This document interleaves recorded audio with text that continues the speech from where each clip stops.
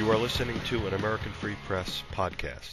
Joining me on the line is James P. Tucker, Jr., Editor Emeritus of American Free Press, who's live in Chantilly, Virginia. Jim, thanks for joining us right now. It's a pleasure. Jim, we spoke with your colleague Mark Anderson a little earlier, who gave us an update about what happened at Bilderberg yesterday and the number of protesters and what they might be talking about. But why don't we, for the benefit of the listeners, give them a little background on Bilderberg and why this organization might not be as innocent or innocuous as some might want you to believe, and how there's been almost a complete mainstream media blackout on coverage of the Bilderberg group. And what exactly are they? When were they put together? Okay, they first met under the name Bilderberg in 1954. About 80 people, international backers, heads of state from Europe, high officials of the federal government, from the White House, Secretary of Defense, State, and other cabinet departments. At that time, leaders of Congress. About half of them were international backers, like David Rockefeller and the Rothschilds, international financiers, and they gathered in secret for the first meeting under that name. I'm sure they had earlier meetings under the name Bilderberg in 1954. For 2 years, they had absolute secrecy. In 1957, the late and great Westbrook Pegler was tipped off by a reader that strange things were happening at Jekyll Island off the coast of Georgia. The little bridge to the island was sealed off behind armed guards. No boaters were allowed to come ashore. They were surrounded by armed guards, both uniform and private security. So Pegler got curious. He flew down, took a hotel as close as he could get to the scene of the crime, climbed a big tree, got out his binoculars, and identified by sight, since he was a world-syndicated columnist read by millions of people around the world, and he was a world traveler. He could recognize many of these heads of state and international financiers and American politicians as they rolled in from their black limousines. And he wrote 2 lengthy columns for 2 straight days. He did not know they called themselves Bilderberg, but he raised the same questions that we're raising today. Why would the world's most powerful men gather behind locked and guarded doors under absolute secret conditions to do business? Good work is done in the sunshine. Evil is done under cover of darkness. He raised those questions, and steadily. Those words in 1957 were read by young Willis A. Carto, who had formed Liberty Lobby in 1955 and started right to work on trying to expose Bilderberg. He talked to Westbrook Pegler, they were old friends, and he got as much information as he could, started pursuing Bilderberg. In 1975, he hired me. My first job was to create the weekly journal Spotlight. Like other organizations, he had newsletters for his members, but he wanted to abandon the newsletters in favor of a tabloid weekly journal dedicated to the patriotic cause. During that interview, Mr. Carto asked me, what do I think of Bilderberg? I had never heard of Bilderberg. He explained something about Bilderberg, gave me some literature that Liberty Lobby had collected on Bilderberg. First I was shocked, then I was outraged. I had spent 20 happy years with daily newspapers. The Washington Daily News, I was night editor, folded up in 1968. It was Akron Beacon Journal, Richmond Times-Dispatch in Virginia. And all those happy years with the establishment media, with wire machines clacking behind my ears all day. And I did not know who Bilderberg was. And I've often posed that question to Bilderberg apologists and reporters who refuse to cover. If 200 film stars or 200 NFL football players gathered behind closed doors, armed guards, for a closed meeting, you'd bust your ass trying to find out what was taking place. Why no curiosity when 200 of the world's most powerful men gathered behind closed doors and shut out, in fact, tried to deny their very existence? Well, the answers, of course, are obvious. Bilderberg wants to exploit the American people, the people of the world. They are doing evil under cover of darkness. They generate wars. They generate taxes. In fact, in all of our years of covering Bilderberg, our coverage has always been confirmed by the facts that followed, even if it seems unreasonable at the time. One year I was able to bring good news to our readers that gas prices were actually going to go down. Everybody said, you better not rush into print with that. That's not going to happen. That can't happen. I said, they have decided it will happen, and it will happen. You have to trust me. And gas prices went down because the Bilderberg boys, not all, but many, are like Rockefellers and Rothschilds, are descended from the smokestack industries. Right. When the price of oil is high, their profits are high. So they had this moment where they considered gasoline prices being what was in those years considered outrageous and still going up. Americans will go to smaller cars. They'll ride bicycles. They will buy cars propelled by ethanol. So we better stop this right now before they get settled into their small cars too firmly. So the prices drop. Americans are overjoyed. They rush out and buy the big cars that can seat 7 people comfortably. And so the price of oil can go right back up. They waited until that transition was completed, and now the prices are twice what they were at that time, something like $2 an outrageous fee at that point. Now, you know, it's considerably higher and will be going higher in the years ahead. They're going down now. They'll go down a little bit more. In October, they'll start going up again. And always, at the end of the line, the price of gasoline are always higher than they were 1 year ago. That's Bilderberg's way of promoting and selling oil. So there's no limit to what these evil people will do. Starting wars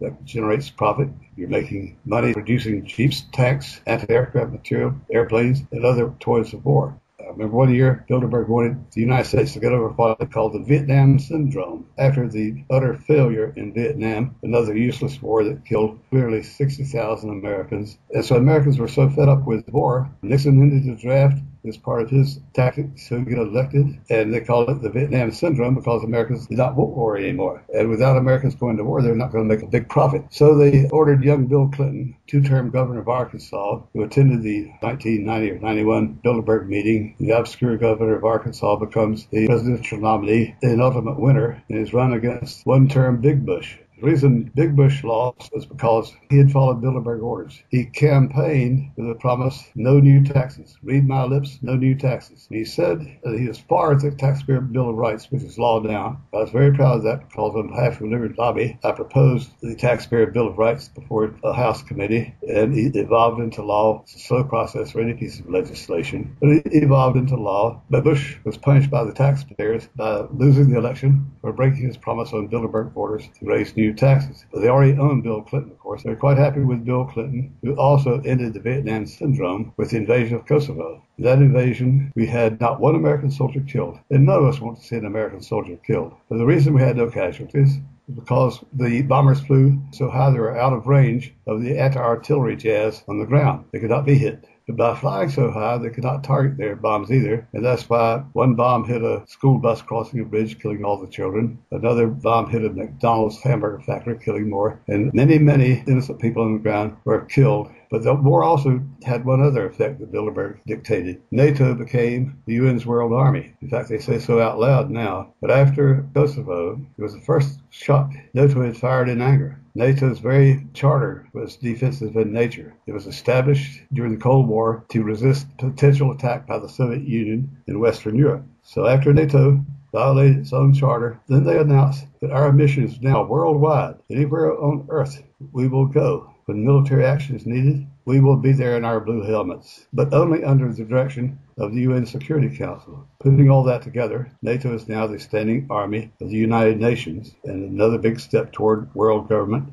Now, you've obviously been covering Bilderberg for a long time, yes, and the press has been conspicuously silent, as we all well know, until I guess recently, right? But now I'm looking online at the UK publication Mail Online, the Daily Mail, and they have an article on Bilderberg, and the headline is Machine Gun Nests and Unprecedented Security for a Secretive Bilderberg Meeting of Captains of Industry and Government Leaders. And they actually have a link to a couple of stories, and Mark Anderson mentioned earlier that the Washington Times had a cover story on Bilderberg. Yes. And I see that the British publication Guardian also has a story on Bilderberg, as does, of course, Alex Jones, which would be expected. But would you happen to know, has the Guardian ever spoken about Bilderberg or the Daily Mail? Both of those have mentioned Bilderberg in the past. The breakthrough came some years ago when our readers in Europe responded to a story in Spotlight. We found out where they were so early that year, it's about November, that our readers in Europe who subscribed by mail by air read it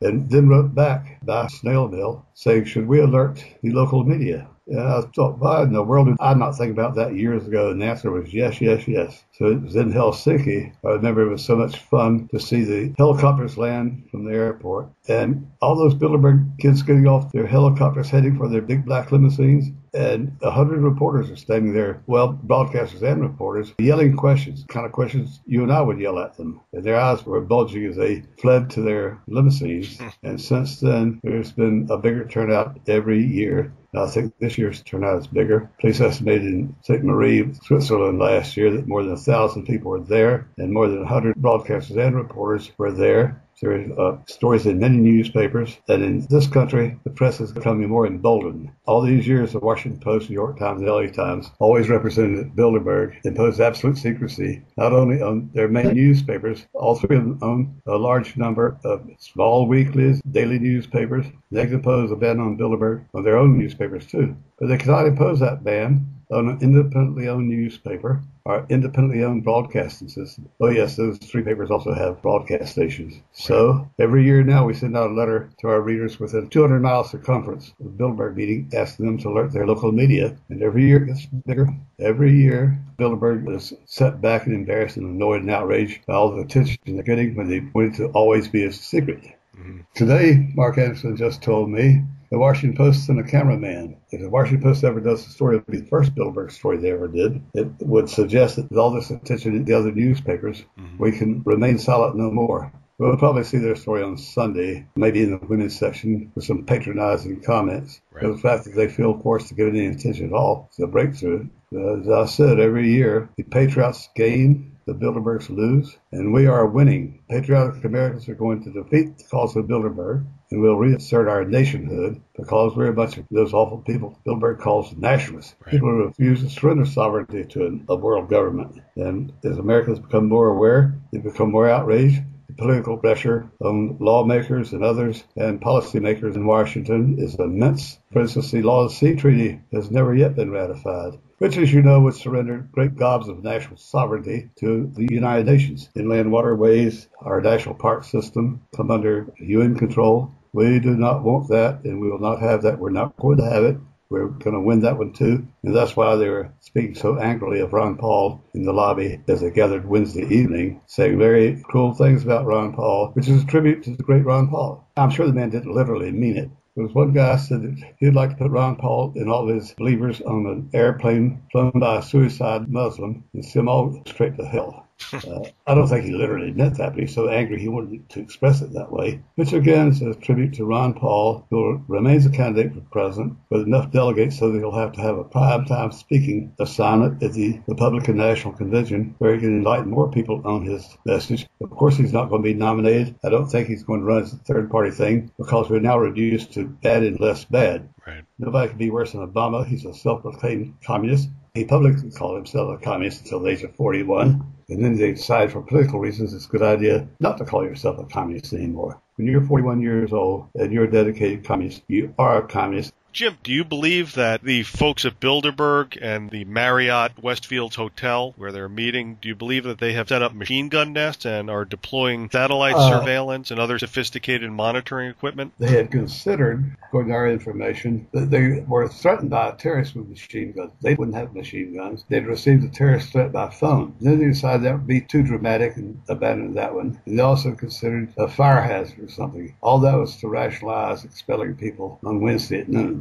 And they ended up doing nothing at all that we are aware of in the way of announcing that there is a threat from a machine gun killer or a threat from some big fire hazard. So far, there's been no announcement by Bilderberg of either such thing, but it was considered. Okay. And I just want to mention you brought up the Law of the Sea Treaty. That was just in the news, actually. The Washington Post, the headline being Treaty on the Seas is in rough Senate waters. And exactly as you said, the Law of the Sea Convention in effect since 1994 and ratified by 160 countries. So this is something, like you said, they've been trying to cram down the throat of the U.S. And, of course, a big internationalist politician there is Senator John Kerry. He's the chairman of the Senate Foreign Relations Committee. And he's in favor, of course, surrendering sovereignty. Under the Constitution, the Senate cannot originate new taxes. Only the House can originate. The Senate can pass conference report and all that jazz. So since Ron Paul prevented the enabling legislation from passing in the House, he and some other patriots, but to the credit of the Senate, over the years, various presidents who wanted it passed wanted to submit it to the Senate for ratification, but on test votes, they'd find that they would lose 90 to 10, 92 to 8, such huge margins that ratification would be declined. So to spare themselves embarrassment, knowing was an impossible situation, they would not submit it. But they wanted to submit it. They said they wanted to submit it. And they talked at rallies and so forth about how we must ratify the Law Sea Treaty. But that's another victory for patriots, and I don't think they'll ever be ratified. Certainly not unless we have a whole bunch of left-wing internationalists elected to Congress, which I don't think is going to happen. Right. And it says here in this Guardian article, very interesting, it says, what a difference a year makes. Occupy Bilderberg.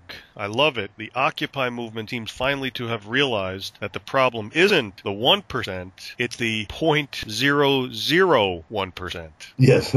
So we're talking about, obviously, between 150 and 200 people who were setting the tone for what's going to happen, all away from press coverage and with the press in collusion with them. Collaborating press, yes. Is this America, Jim? I don't get it. It's going to be America again because we're going to win and the internationals are going to lose. They've been losing for years. They're going to keep losing. Well, thanks to you. Well, I tried to do my part. You've done more than your part. When you showed up at the Bilderberg conferences, you were swamped by the foreign press, right? Yes, that's become routine. Yeah. Well, thank you for taking the time out to talk to us here at American Free Press. And I know that you have a busy schedule ahead of you, and I would love to talk to you again tomorrow to find out some more goodies about our friends there. I hope we can do that. Okay, we can work that out, and thank you for having me. Well, thank you, Jim. Bye.